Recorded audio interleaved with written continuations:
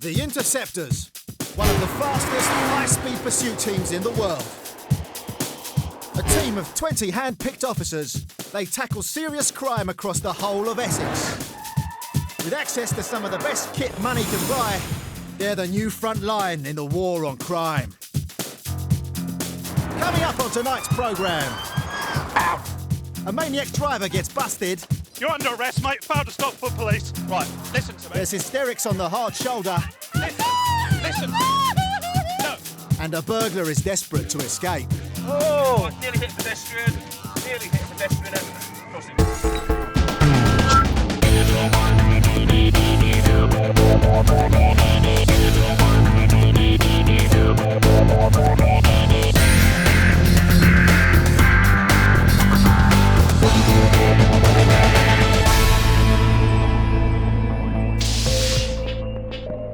Essex, land of the boy racer and home to the Essex girl. Britain's brashest county also has its fair share of crime. We get a lot of travelling criminality. We get a lot of people trafficking, we get a lot of high-level crime, high-level drug dealing. The people involved use vehicles. To police a county like this takes a special type of unit. A unit using super-fast Mitsubishi Evolution 8s and Subaru Imprezas. All evolved from the fastest and toughest rally vehicles. Obviously, it's not every day that you get to drive one of these as a company car. When it comes to pursuit driving, these guys are at the top of their game. But the main thing is they're what we call good old-fashioned thief takers. They are police officers that can go out and instinctively know when something's not quite right. We are all about denying criminals use of the road. It's the team every police officer wants to be in. What other job do you know? You can smash a door down and not only do it for free, get paid for it. And the team every criminal wants to get away from. We're justified in using force. It's not for the faint-hearted. 6 p.m. The Chigwell Interceptor team are starting their shift. They're parked up on the A12, the main highway from London to East Anglia. Tonight, Dave is behind the wheel of the Evolution 8, with Tizzy riding shotgun. At the moment, we've got the ANPR set up at this location and 2 other locations to try to put in a kind of net around this part of Essex. ANPR stands for Automatic Number Plate Recognition. It's their main weapon in the war on car crime. It's got 2 cameras effectively, so as the cars are travelling past us, it's reading the registration number and comparing that registration plate up against probably about 20 million records, something like that. If any of the cars are dodgy, Dave and Tizzy's computer will flag them up. And it's not long before one grabs the pair's attention. Somebody do us a vehicle check, please. Vehicle that's activated the ANPR in front of us, the occupants are known to police officers and the vehicle's been involved in failed to stops for the police in the past. So what we'll do is find an appropriate place to give it a tug and see who we've got on board it. Police in Ipswich tried to stop the vehicle, but they couldn't catch it. They light him up, but true to form, this guy's got no intention of pulling over. Don't want to stop at the moment. No, he doesn't want to, does he? In fact, he floors it. And he's not. I think we've got a fail to stop on the A12. Tizzy alerts the other interceptors. Yeah, the vehicle is currently 120 miles an hour.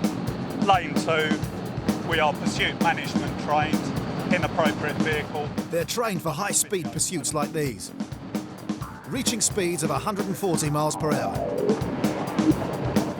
However, this boy racer thinks his Vectra can outrun them.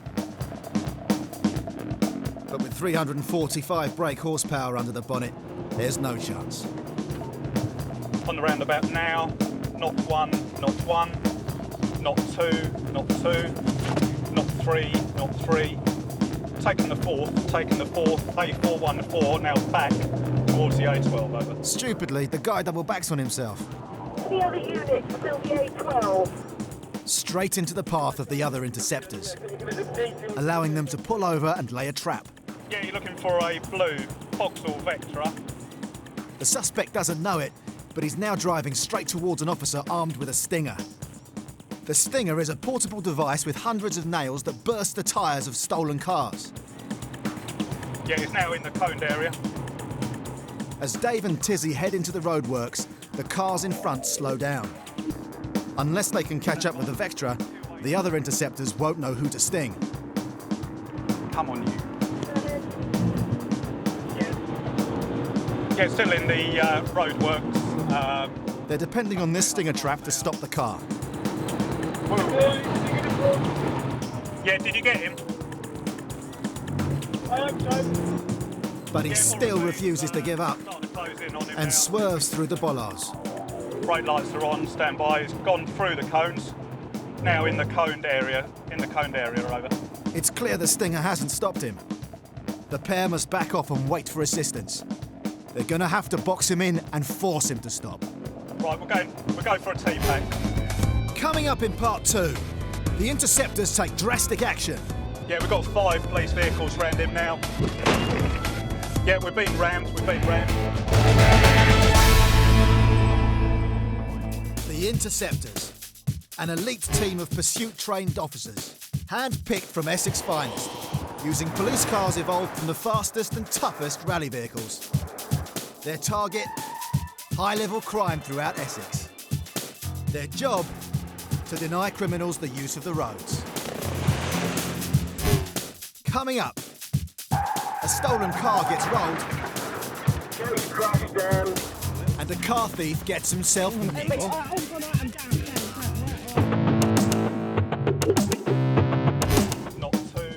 Tizzy and Dave are still on the tail of a driver with a history of escaping from police. Hitting speeds of up to 140 miles per hour, the guy refuses to stop.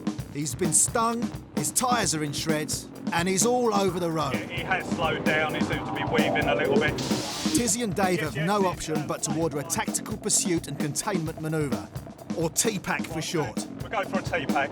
We'll take front. It's a dangerous procedure, but one for which they're trained. But that doesn't make the outcome any more predictable. There are now 5 police cars on the bandit's tail. Together they're going to form a box around the Vectra and gradually bring it to a halt. That's the plan. Need somebody on the offside of him, please. The 4 cars behind them move into position. Desperate to escape the box, the Vectra tries to overtake. First on the right, Can you give us an update? Yeah, a bit busy at the moment, stand by. then on the left. Yeah, we've got 4, if not 5 police vehicles around him now. Just get that box tight, guys. In a last-ditch attempt to get away, the suspect tries to ram his way out. Yeah, we're being rammed, stand by. Yeah, T-pack's done. Out! You're under arrest, mate. Failed to stop for police. Dangerous driving, do you understand that? Give me your hands! This bloke just doesn't know when to give up. Charlie Tango 8, you've got first aid. Set cuffs, please. Cuffed, secured. Well done, guys. The vehicle was actually stung by one of our traffic colleagues. He's gone from sort of 120 miles an hour down to about 40 or 50. However, he still didn't want to stop. He's rammed the back of the police vehicle. Like I say, he wanted to get past us. He wasn't going to give up. Unfortunately, damage does get caused to the police vehicles, but it's only paint at the end of the day. Good sting, by the way. Who did that? That's Potts, I think. Was it a good effort? The Interceptors, it's just another day at the office. The fleeing driver was later charged with dangerous driving, being unfit to drive due to drink or drugs, and failing to stop for the police.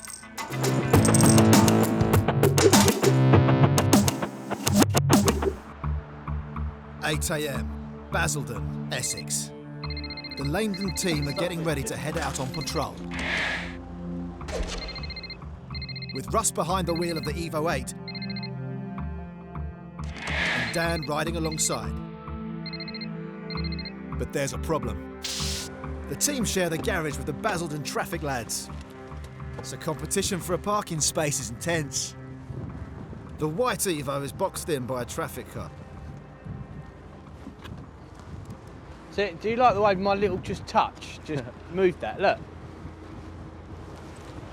Now we'll get out on. Let's get going. Advanced driver trained or not, he's never going to get out of there. At last, the driver turns up and he's only too happy to move it. I would like it very much, please. Yeah, I blame you. Oh, I almost forgot how easy it was to wind up. You may be a sergeant, but I taught you everything you know, and he still's no. £5. Apparently Let's move your car, come on. At last, their shift can begin. Russ and Dan are on routine patrol around Thurrock, at the southernmost tip of Essex. It's not long before they get a call from fellow interceptor Dennis. Just had a vehicle back off from us in Stifford Road towards Ockington. It's a 3 Series BMW, dark bright in colour, 2 IT1 males in it. It's a new car. We've turned around to go after it and explored it. We've lost him in the Stifford Road area. It's a silver brand new BMW 57 plate.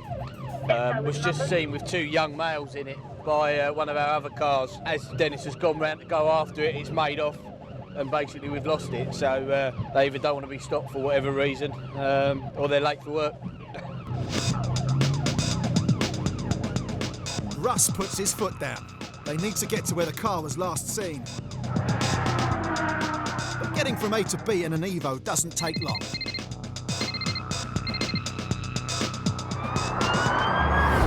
Well, there ain't going to be too many 57 plate Beamers going around with 2 young white males in it, is it? Dan's got a point. Not many youngsters can afford a brand new 25 grand car.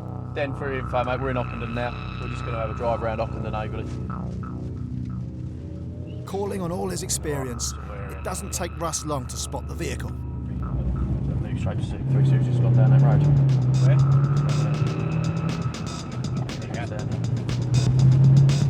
Soon the Evo is right on his tail. Don't tell me there it is. And he knows it. That's a young lad. He's already slowed way down. The Interceptors think he might be getting ready to do a runner. Seatbelt's off. It looked like he took his seatbelt off, didn't it? Like he's getting ready to do. Like he's getting ready to do that, yeah. He's going slow. They wait for backup, and it's not long before fellow Interceptor Dennis is behind them. I've got Quebec Tango 83 behind me now, so we're going to put a stop in. Dennis overtakes to block off any attempt of a getaway. Yeah, he's going in, mate, he's going in. Go on. Yeah. This is the one, is it? Hello, mate, you alright? Please, officer, I'm on my way to court right now. Oh, yeah? Is that why you were driving like a bit of an idiot? I don't know if I'm driving. Dennis takes the passenger to one side, Yeah. while Russ and Dan grill the driver. So? Your car? My dad's. Your dad's, is it? What's your dad's name? Do you know you got it? Yeah. Because you are half nervous, aren't you? I know, I'm cold, I've got to go to court. You ain't cold, I've got mate. to be there at 10 o'clock. Right. Oh, dear, who's been smoking cannabis then? The suspect's not slow to grass up his mate. What's that then? Yeah, he's supposed to be, yeah. Oh, does he? Dennis has found loads of dosh on the passenger. There's loads of money, yeah? drugs here as well. We've obviously found what looks to be cannabis there, and some burnt out spliff, so he's obviously been smoking it. That's more than enough evidence for Dennis, but the spliffhead doesn't want to go quietly. Mate, hold on, I'm down, all right. And his mate's got a lot of explaining to do. We'll be free to in here Oh, anyway. yeah. But you got a revoked licence anyway. No, but the thing is, that's what it's going to court for now. Yeah, So I'm okay. going to But court for obviously, as now. far as DVLA are concerned, you ain't got a driving licence until it's all sorted out. So, all right, yeah, okay. I appreciate that. But you shouldn't be driving. But that's another issue. What I'm going to explain to you is obviously you know what's in the car. You've seen what's in the car. We don't know whose it is. So at the moment you're being arrested on suspicion of possession of a... Listen to me, mate. Well, yeah, well, listen to me first. That might be the case, but for now, you're being arrested on suspicion of possession of a controlled drug. Okay, you obviously seen what's in there. Cause you So what, are you going to speak to him? If he Yeah, accepts of course we are, what's mate. Yeah. happening with me, mate? Can Well I go then, court? That's weird. He's still more worried about getting to court than being nicked. Gotta go court. Well, that's all right, the Yeah, court will that's know where you are. We'll be able to get you there quicker. This gentleman here's got loads of cash on him. There's a smell of cannabis in the car and some quantity of cannabis, so he's been arrested for possession, as has this gentleman. The car's going to be seized because he doesn't have a driving licence and he's not insured. We'll do a thorough search of the vehicle and hopefully we'll find some drugs. It's all round the window here. It sort of suggests that he's probably thrown a load out the window. So it may well be most of it's gone. I've just popped it, I haven't been in it. Oh dear, that stinks of cannabis in here. Well, despite the stench, they find only remnants of the weed. Dan reckons they've dumped their stash. So they retrace the BMW's route to see what they can find. Now, at what point would they throw it? That's the thing. I don't think he went like he was properly going. I think he was driving like an idiot. Just because he is. Dan spots a blue bag identical to the ones in the back of the Beamer. Oh, wouldn't that be a shame? What does it look like? Should be, mate. This could be the result they've been hoping for. Oh no, dog. Oh man! Was it smoky? The things we do for green and country. Oh, that stinks bad, man. Oh no, it's on my hands! All the makings as well, didn't it? Same colour bag. I feel violated. Russ and Dan never found any skunk. The passenger admitted possession and received 40 hours community service. The driver had his car seized and also received a community court order for driving without a licence.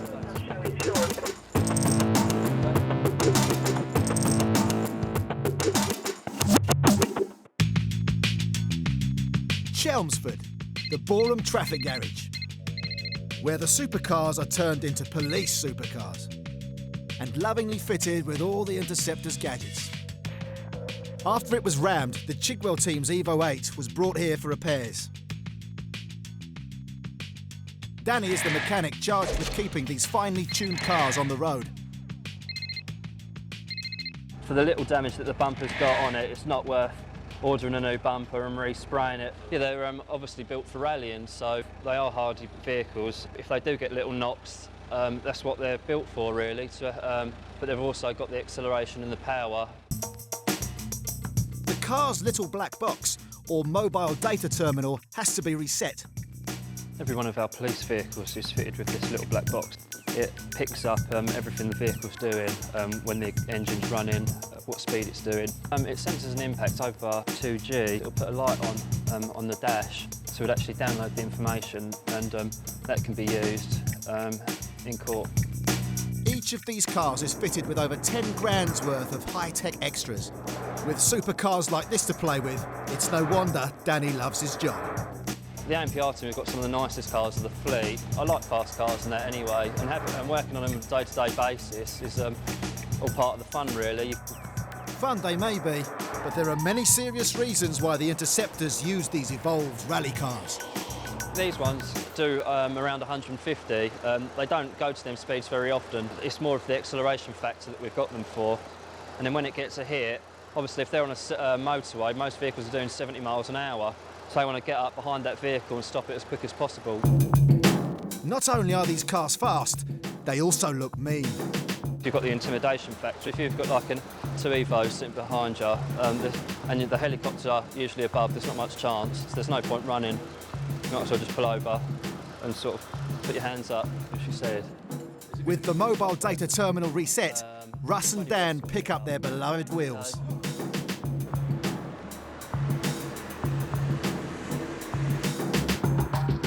The Chigwell team is based just inside the M25, and they're about to start a 12-hour shift. Tonight, Dave and Tizzy are in the Subaru Impreza, also lovingly known as the Scooby. It's the dirty bits you want to get. Sorry.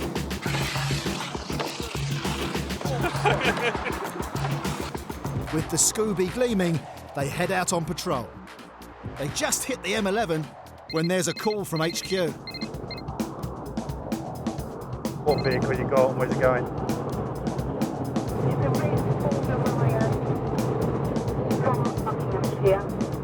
Local traffic police have spotted a Ford Orion weaving all over the road. They need the Interceptors to stop it. Tizzy and Dave must get there, fast. 10 miles ahead of them, fellow Interceptor Russell is already lying in wait.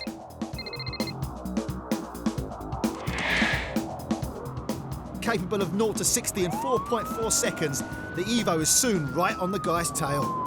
You saw it initially coming out of the car park. First of all, it was a drink driver. The bloke's driving is all over the place, and the pair suspect he's been drinking. He narrowly misses a car.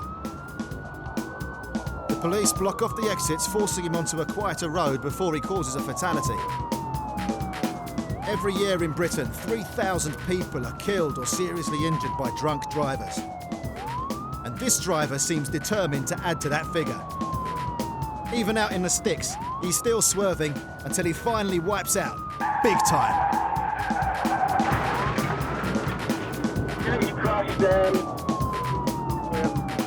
Somebody. He hits the curb and the stolen car flips over, spinning a full 360 degrees on its side before miraculously landing the right way up and rolling to a stop. Tizzy and Dave finally arrive, but for once they're too late. The driver's out the car and convulsing on the ground. He's gone from suspect to victim in the blink of an eye. And he needs to get to hospital fast. Ambulance is here, yeah, they're just going to check you out, okay? Yeah, don't touch it.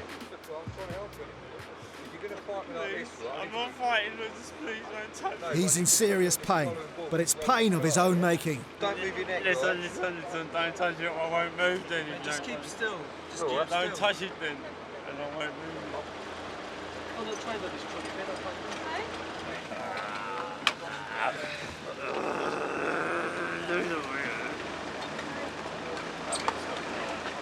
With the driver out of the way, Russell inspects the wreck.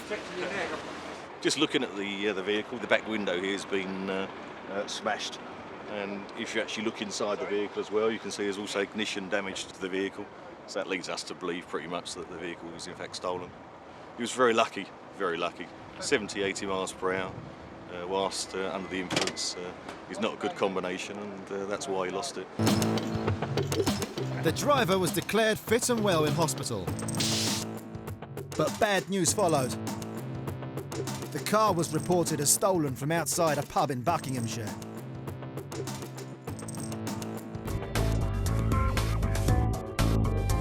Coming up on Police Interceptors. On a footpath. An off-road pursuit. Traction. And a suspected drunk driver loses his puff. OK, that's fine. I'm arresting you for failing to drive with a specimen of breath for the purpose of a breath test. Coming up on Police Interceptors. A violent burglar causes mayhem in rush hour. Oh! I nearly hit pedestrian. And Tizzy is on the trail of a stolen digger.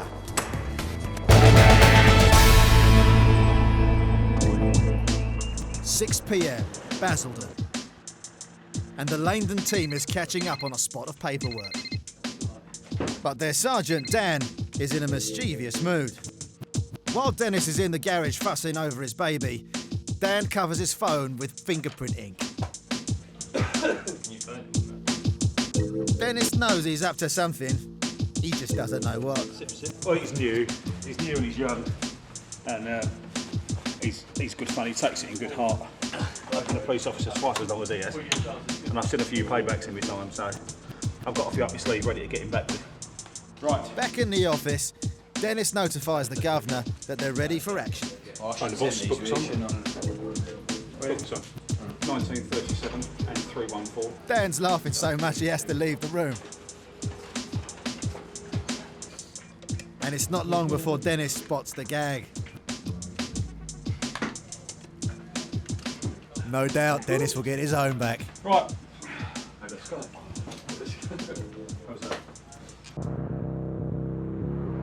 An hour later, and the other members of the Basildon team are on the road. This time Andy is using the Scooby to patrol the A13. And Rog is riding shotgun. They've received intelligence on a wanted man from Harlow. He's on the move.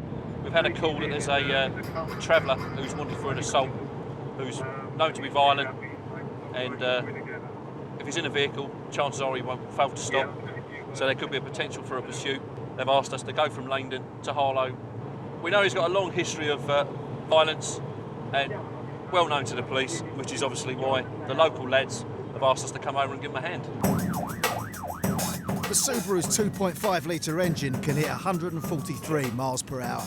Despite the rain and the rush hour traffic, with blues and twos and a Scooby, it doesn't take long to get there.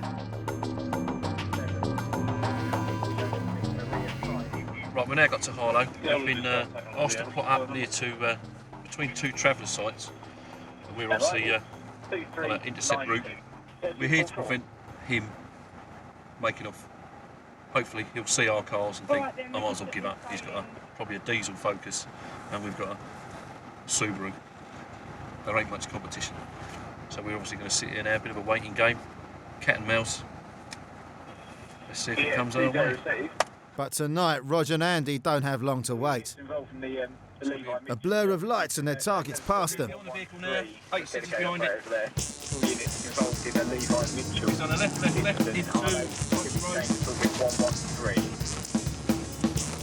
we're lighting him up now. They put their lights on in an attempt to pull him over. Stop. But this guy has no intention of stopping. Duty 86 in the air. Duty 86, vehicle plan to stop. Southern way towards the 414. Offside the right, nearly hit a pedestrian. Nearly hit a pedestrian at the crossing. Already this maniac's nearly killed someone. Right, nearly hit a pedestrian. Nearly hit a pedestrian at the crossing. He's got a long history of violence and is wanted for aggravated burglary. He's given the cops the slip before. They can't allow him to get away again. Duty 86 going to be here. Tango 7-1, I'm second car behind. Duty 86 going to be here. But the bloke is desperate to escape. If he's caught, the chances are he's going down. Tango 86, southern way towards 414. Vehicle heavy braking, parked cars. Tango 86 received. 86 got a right into standby. Common side road. Common side road, right. This guy seems to know the streets of Harlow like the back of his hand. Another right into a decant. road. Andy thinks he's about to dump the car. Back towards Southern Way. Towards southern way. Instead, he heads off into a park. Traction. Right into southern way, off road. Oh! Andy brakes just in time to avoid a 6-foot pothole full of broken concrete. The fleeing driver goes straight over it and back on the road via the pedestrian crossing. Lost. They've lost him, but they've got a good idea where he's headed. Interceptors Andy and Rog have his mum's address, so they pay her a visit. Which house is it? Well, at the moment he's in a house a couple of streets that way, but there's been some suggestion there was movement in the gardens. So we're just going to try and maintain a perimeter with a view to, if he does try and slip away from the property, mind you back. If he does try and slip away from the property, we've got a perimeter on.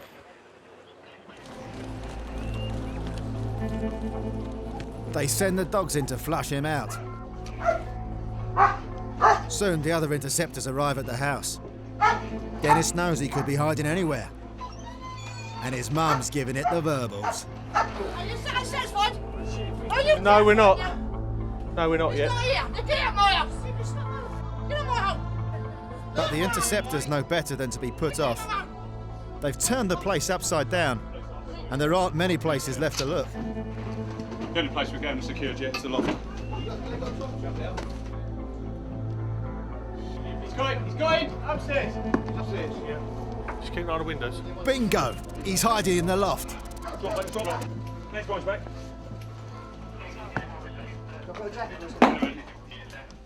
A4 negative 32 with one from the loft over. This fugitive was found semi-naked, rolled up in the loft insulation. Now that's got a witch. Come on, mate. You need to fail stop and all that as well. No, Yeah, further rest and fail stop. Let's go, I'm just mate. driving now. You got Right, kit, we've got all yeah, kit. I've got him. At least his mum shut up. People often get in your loft without your knowledge, do they, love? Oh, right. Well, I'd suggest you keep quiet then, unless you want to get nicked for obstruction or perverting the course of justice. Yeah, that's very interesting. Can you give me a jumper, please? Give me a jumper! To the charge of serious assault, he can now add driving like a lunatic. He's off to the nick. Shirt or no shirt. It's no surprise to Rog that his car's ended up in someone's front garden.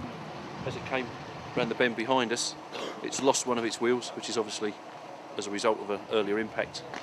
And we're probably now got 3 wheels on a 4-wheel car.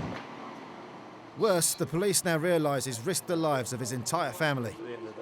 We've also had knowledge now that there was 3 small children, probably under 5, with their mother, who was also in the car, which we had no inclination whatsoever that they were in the car. However, they're safe and well. For Andy, it's a miracle he hasn't killed anyone. I mean, obviously, our priority is public safety. I was not prepared to drive in a fashion that he was prepared to drive in, i.e. across 6-foot deep potholes and broken concrete across a pedestrian crossing. The elderly lady that was crossing the road was in the carriageway, and fortunately she was observant enough to step back out of his path. Otherwise there could have been a serious injury or even a fatality. The main concern is we've got him without any injury being caused to any parties, either him or primarily members of the public and police officers. That's what we aim for, and that's what we've achieved. So it's a good result. Already a banned driver, the bloke was sent to jail for 8 months for dangerous driving and banned for a further year.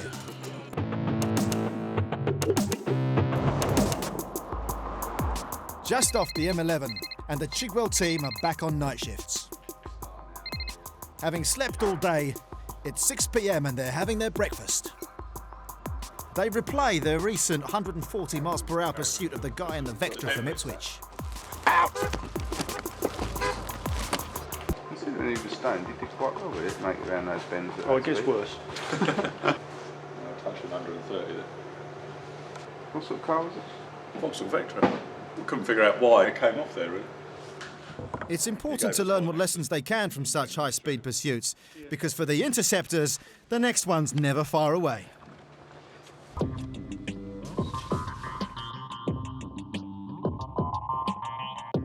On routine patrol in Thurrock, at the wheel of the Evo is their Sergeant Pete. And Tizzy is his co-pilot. But the graveyard shift is living up to its name. Can just another vehicle check, Bill, please? It's one of those nights, dead end after dead end.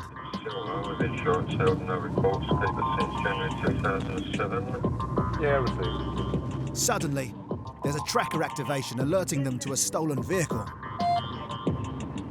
It is a digger with no index attached to it. Should be a... We just picks up a tracker signal. The signal strength indicates that it's fairly close to us at the moment. The reply code relates to a stolen figure, so it's not your conventional sort of stolen car, it's a piece of plant machinery. Tracker is a stolen vehicle recovery system that you can pay to have fitted to your vehicle, or in this case, your digger. All we do is we use this arrow to actually navigate our degree of movement, so see if we can actually close in on the signal. At the moment, I'd say it's fairly static, so I expect to find the machinery held up, probably in a container or something like that. So not the sort of thing you go out on a night jaunt. The beeping is a kind of audible representation to how close we actually are. As the pitch on the tone goes up, that indicates that we're getting closer. The signal appears to be coming from an enclosed compound.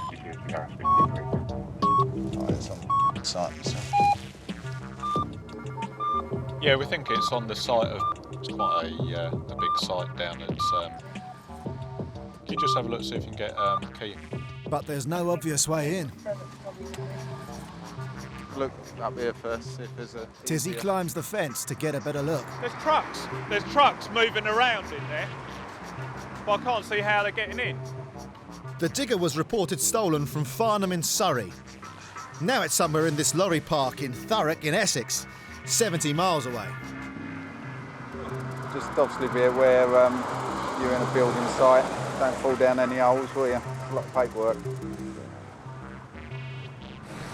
Whereabouts have you gone in through the next junction up? Another interceptor unit has found the way in. Yeah. The tracker signal hits full strength. The pair reckon the stolen digger has to be in the back of one of these lorries. But which one? Can't move it, mate. The door is jammed shut. It's in one of these lorries, isn't it? So Tizzy grabs the battering ram, otherwise known as the Big Red Key.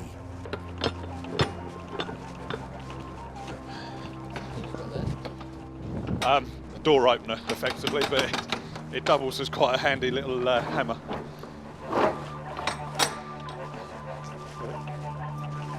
Yeah, you got it. And result. Yeah, I think we found the digger. It's in the back of a container lorry. Now they have to make sure its chassis number matches the stolen plant. Yeah, also thank you, that's a positive ID on this digger then. The digger's worth about 17 grand. Somebody's going to be happy to get it back. Obviously what we need to do is ascertain who's actually stolen this this digger, so what we're going to do is look at possibilities to find out who's actually parked the lorry here. The second problem is actually getting the owner's property back out the back of the container. Nicking plant machinery from building sites is big business.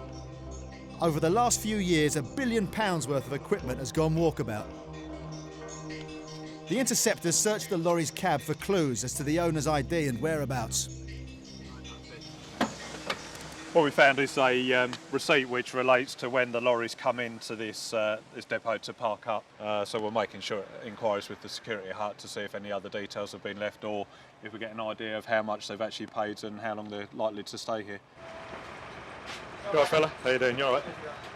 It's a lorry that came in at 6:45. What sort of things do you take when they come in? We just take a ticket basically, and it says what reg, what the trailer in, yeah, and what time it went up and what time it came in. Right. Do you take any details of who the driver is? Not if it's not particularly, no.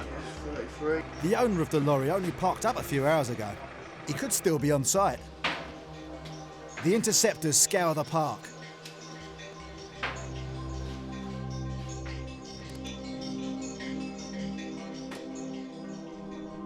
But they don't even get a sniff. The vehicle's registered in Ireland, so obviously we'd like to see where the driver's disappeared to at the moment. It could be that he's gone to a travel lodge or something like that for his kip overnight. Most lorry drivers tend to keep in their cabs. Pete decides they've searched long enough. The decision's been made to seize the whole lorry and the trailer. We're going to leave some details with the security hut. We'll obviously get him in contact with Surrey Police, and they'll obviously have some questions to ask him about what was in the back of his trailer. The driver's in for a bit of a shock when he gets back. The digger was returned to its rightful owner. The driver eventually turned up and was interviewed. The investigation is continuing. Coming up, kids and motorways don't mix. I'm not listening to you because I don't want him running around the motorway.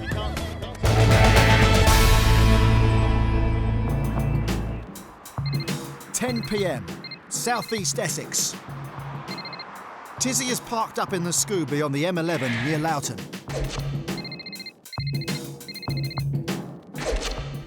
And Mark is monitoring the ANPR for anything suspicious.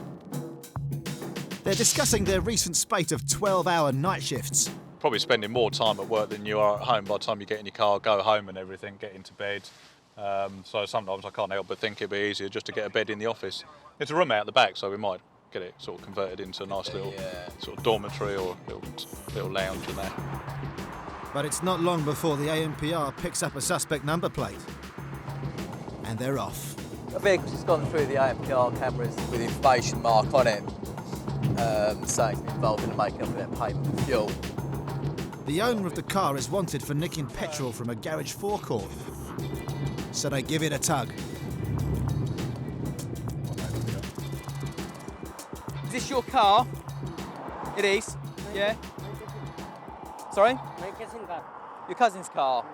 Right. Hers? It's my wife. Oh, right, okay then.